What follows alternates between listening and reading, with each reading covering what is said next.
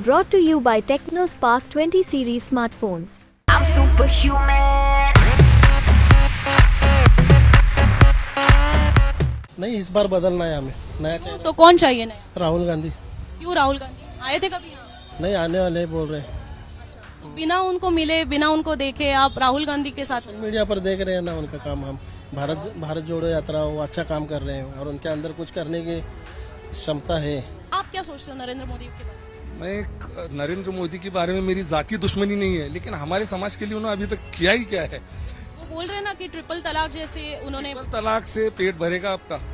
Triple तलाक से आपकी शिक्षा रोजगार का प्रश्न हल होगा? इस साल मोदी सरकार को भी हुआ, क्या सोचते हो?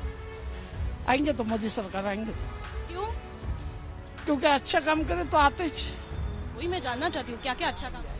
अच्छा बहुत से रास्ते गिस्ते बनाए, जनता को बहुत साथ दिया।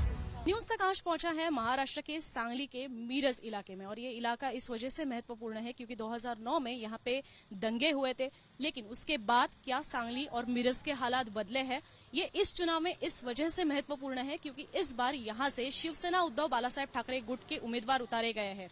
हालांकि इसमें एक और चीज महत्वपूर्ण बनती है, वो ये कि महाविकास आघाड़ी से अगर पूरे महाराष्ट्र के 48 सीटों में से कहीं बगावत हुई होगी तो ये इसी सांगली लोकसभा कॉन्स्टिट्यूंसी से हुई है, चुनाव क्षेत्र से हुई है, क्योंकि यहाँ पे शिवसेना उद्धव बालासाहेब ठाकरे गुट के उम्मीदवार चंद्रहार पाटिल को जैसे उतारा गया, जैसे उद्धव ठाकरे ने इसकी घोषणा की, उसके बाद तुरंत ही यहाँ से बगावत के सुर आने लगे। विशाल पाटिल के जो यहाँ से नेता है, महाराष्ट्र के पूर्व मुख्यमंत्री वसंतदादा के वो पोते भी है, वो यहाँ से लड़ना चाहते थे। हालांकि उन्होंने इससे पहले भी चुनाव लड़ा है, लेकिन वो हार चुके हैं। इस वजह से शिवसेना ठाकरे गुट का कहना था कि अगर कोल्हापुर, अमरावती, रामटेक, जिस सीटों पे शिवसेना हमेशा से लड़ती आई है, कोल्हापुर और रामटेक में, तो उनके सिटिंग एमपीज भी है, सिटिंग सांसद है, उसके बावजूद अगर कांग्रेस वो सीटें ले रही है तो एटलीस्ट सांगली की जो सीट है वो तो उन्होंने हमें देनी ही चाहिए। इस वजह से शिवसेना ठाकरे गुट इस सीट पे अड़ा हुआ था और अभी फिलहाल यहाँ पे 3 उम्मीदवार है। एक शिवसेना ठाकरे गुट से चंद्रहार पाटिल, भाजपा के यहाँ के सांसद संजय काका पाटिल और साथ ही साथ विशाल पाटिल जो यहाँ पे उम्मीदवार बने हुए हैं। हालांकि उनको कांग्रेस ने एबी फॉर्म नहीं दिया है तो वो भी यहाँ से चुनाव लड़ रहे हैं। लेकिन इस इलाके में हम लोग अभी घूमेंगे और जानेंगे कि सांगलीकर, मिरजकर इस लोकसभा चुनाव के बारे में क्या सोचते हैं। पहले हम इस दुकान में जाके देखते हैं, आम आदमी से बात करेंगे। कितने साल हो आप यहाँ से?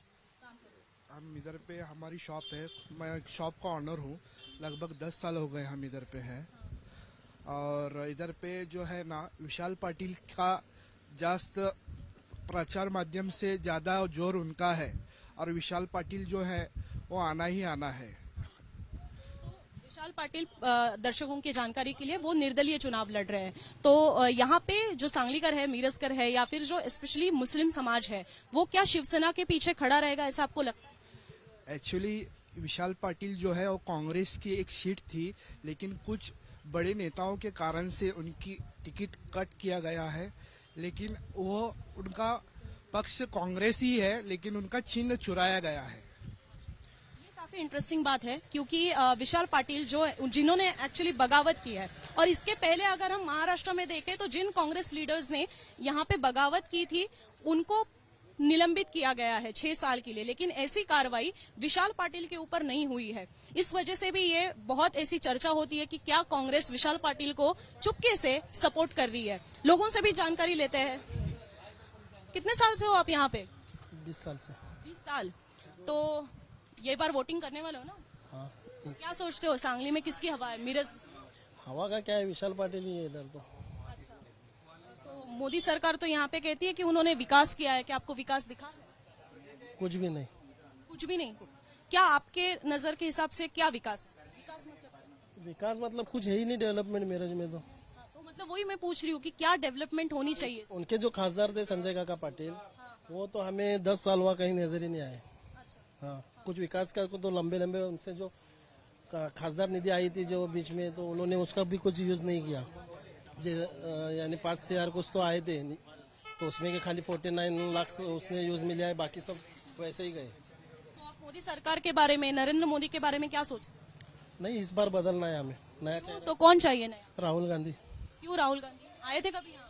नहीं, आने वाले बोल रहे हैं। बिना उनको मिले, बिना उनको देखे आप राहुल गांधी के साथ मीडिया पर देख रहे हैं ना उनका काम। हम भारत जोड़ो यात्रा वो अच्छा काम कर रहे हैं और उनके अंदर कुछ करने की क्षमता है। कौन बात कर रहा था अभी शिक्षा के बारे में? हाँ, क्या सोचते हो आप यहाँ के? का मतलब है शिक्षा, रोजगार, अच्छे जो मेडिकल रिस्पॉन्सिबिलिटीज हैं सरकार की वो मुहैया कराना, ये सब चीजों को विकास कहा जाता है। जहाँ के मतलब जो जवान लोग जो आपको दिख रहे हैं अभी, इसमें से 90% लोग जो हैं वो बेरोजगार हैं, जो घूम रहे हैं। कोई अभी आप जहाँ जितना भी देखेंगे मुसलमान समाज में जो है वो 18 साल के बाद कोई कॉलेज को नहीं जाता है, वो डायरेक्ट अपने घर की स्थिति सुधारने के लिए काम पे जाता है। कोई केले की गाड़ी निकाल रहा है, कोई तरबूज की गाड़ी निकाल रहा है। तो पढ़ाई के लिए हमको स्कोप चाहिए बस। क्या आपने कभी अपने सांसद के साथ बातचीत करके ये दुविधा? नहीं, मैं मैडम बता रहा हूँ कि आप पहली मर्तबा यहाँ पे जो आपका चैनल जो है मुंबई तक, वो पहली बार मतलब नेशनल चैनल जो है वो पहली बार मैं बात कर रहा हूँ। मेरी उम्र 40 साल है, तो 40 साल के मेरे पूरी उम्र में आज पहली बार मैं ये न्यूज चैनल को देख रहा हूँ नेशनल। अभी तक कोई नहीं आया। आपका धन्यवाद, हमारी आवाज वहां तक पहुंचाएंगे आप शायद। तो मैं वही पूछती, अगर सांसद आपके पास नहीं आ रहे तो क्या आप उनके पास नहीं जा सकते? इतनी कनेक्टिविटी नहीं है आप? कनेक्टिविटी अभी मैं जब बताऊंगा, अगर किसी लीडर का नाम लूंगा तो मेरे लिए मुसीबत बन जाएगी। इसके लिए मैं लीडर का किसी का नाम नहीं लूंगा। हालांकि हम जो है वो सामान्य नागरिक हैं। हमारे जो लीडर हैं, नगर सेवक हो, खासदार, आमदार जो है, वो संसद तक या किसी तक बात पहुंचाने का काम उनका है, हमारा नहीं है। नरेंद्र मोदी के नेतृत्व के बारे में आप क्या सोचते हो? क्योंकि उनको कई मर्तबा उनको हिंदू हृदय सम्राट कहा जाता है, या फिर विकास पुरुष के नाम के तौर पर भी उनको बोला जाता है, विश्व गुरु कुछ लोग बोलते हैं। आप क्या सोचते हो नरेंद्र मोदी के बारे में? मैं नरेंद्र मोदी के बारे में मेरी जाती दुश्मनी नहीं है, लेकिन हमारे समाज के लिए उन्होंने अभी तक किया ही क्या है? वो बोल रहे हैं ना कि ट्रिपल तलाक जैसे उन्होंने। ट्रिपल तलाक से पेट भरेगा आपका? ट्रिपल तलाक से आपकी शिक्षा, रोजगार का प्रश्न हल होगा? ट्रिपल तलाक जो है वो एक सियासती मुद्दा है, लेकिन क्या मुस्लिम महिलाओं को ये अच्छा नहीं लगा कि ट्रिपल तलाक बंद हो गया? ट्रिपल तलाक का मकसद ही नहीं। मुस्लिम महिलाएं कब खुश होंगी? जब उसका शौहर काम पे जाएगा, शाम में पगार लाएगा, अच्छी रकम लाएगा। रोजगार देना ही बहुत भी बड़ा हमारे लिए एहसान है। मोदी सरकार से निवेदन है कि रोजगार मुहैया कराइए। हमें ना बीजेपी से कोई प्रॉब्लम है, ना कांग्रेस से कोई प्रॉब्लम है, ना राष्ट्रवादी से कोई प्रॉब्लम है। हमें प्रॉब्लम हमारे विकास से है बस। महाराष्ट्र में जो पिछले कुछ सालों से हम लोग देख रहे हैं कैसी राजनीति हो रही है, 3 मुख्यमंत्री मिले हैं 5 साल में ही। कैसे देखते हो आप महाराष्ट्र की राजनीति? ये मैं इतना बड़ा नहीं हूं कि राजनीति तक बोलूं, लेकिन एक सामान्य नागरिक होने के नाते मैं ये बता सकता हूं कि महाराष्ट्र की स्थिति पूरी खराब हो चुकी है, क्योंकि कोई लॉयल ही नहीं है। आज मैं इसके पक्ष में हूं, आज इसकी पार्टी में हूं तो कल उसकी पार्टी में, आज शाम में इसकी पार्टी में तो कल उसकी पार्टी में हूं। और एक बड़ी राजनीतिक पार्टी है जिसको हॉर्स राइडिंग कहते हैं, मतलब राजनीतिक इसमें, तो वो कर रही है बड़ी पार्टी। आपको नाम बताने की जरूरत नहीं है, सब लोग होशियार हैं, समझ जाएंगे नाम। और भी है जो लोग जानना चाहते हैं, मीडिया पर्सन्स भी जानना चाहते हैं, काफी सर्वे जो करते हैं वो भी जानना चाहते हैं कि क्या मुस्लिम समाज शिवसेना के पीछे खड़ा रहेगा, शिवसेना उद्धव बालासाहेब ठाकरे गुट के पीछे खड़ा रहेगा, क्योंकि यहाँ पे उनका उम्मीदवार है। आपका सवाल बहुत अच्छा है, लेकिन मैं बताना चाहूंगी मुस्लिम समाज को एक पक्ष के जरिए ना बांटा जाए। आपने मतलब जितने भी राजनीतिक पार्टियां हैं उन्होंने अपने हिसाब से हमको काम में लिया है और छोड़ दिया है।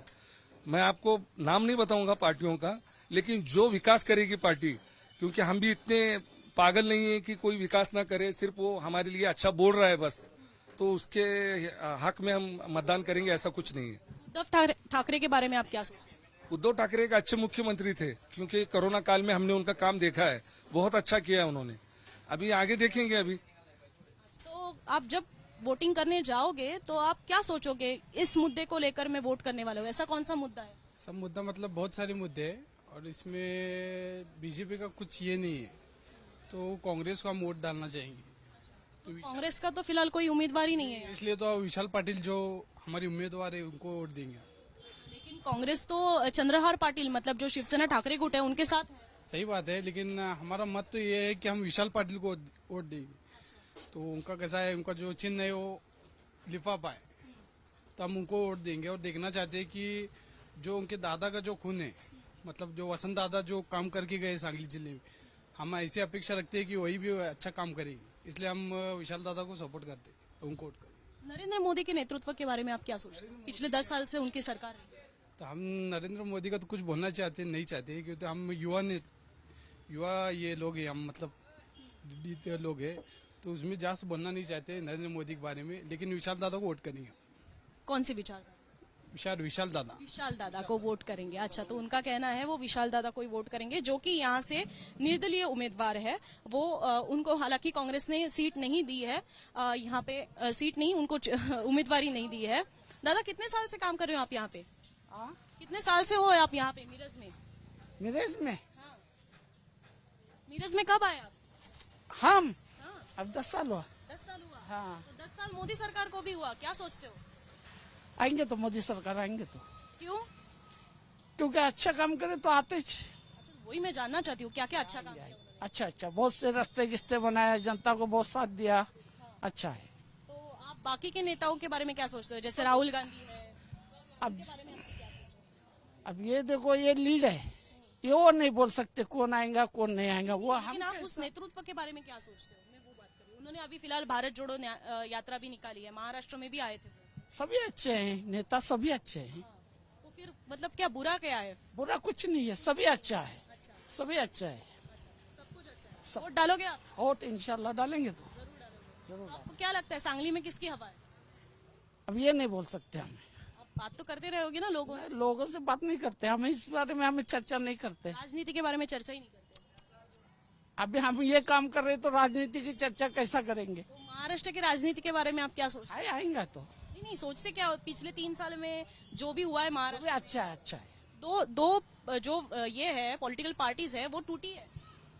दो पॉलिटिकल पार्टीज जो है वो नहीं मालूम वो टूटी या कुछ है, वो हमना नहीं मालूम, जो भी है अच्छा है। यहाँ के कुछ लोगों से हमने अपने बात तो की है। उनका कुछ लोगों का कहना ये है कि काम हुआ है, कुछ लोगों का कहना है, जैसे अभी ये बोल रहे थे कि काम काफी अच्छा हुआ है। देखना पड़ेगा कि 7 मई को यहाँ पे वोटिंग होने वाला है, तभी लोग क्या वोट डालते हैं, और 4 जून को यहाँ से रिजल्ट्स भी आएंगे। देखना पड़ेगा कि यहाँ के जो मुस्लिम वोटर्स हैं क्या वो शिवसेना ठाकरे गुट के साथ रहते हैं। लेकिन ये यहाँ का एक्चुअल मसला है ही नहीं कि क्या मुस्लिम वोटर्स शिवसेना के साथ देंगे, क्योंकि यहाँ पे जो बगावत हुई है वो कांग्रेस के एक यहाँ के बड़े लीडर ने की है, तो वो भी एक महत्वपूर्ण चीज है। इसके लिए देखना पड़ेगा कि यहाँ पे सांगली में होता क्या है। कैमरामैन राकेश सालस्कर के साथ मैं अनुजा, न्यूज तक, सांगली, मिरज।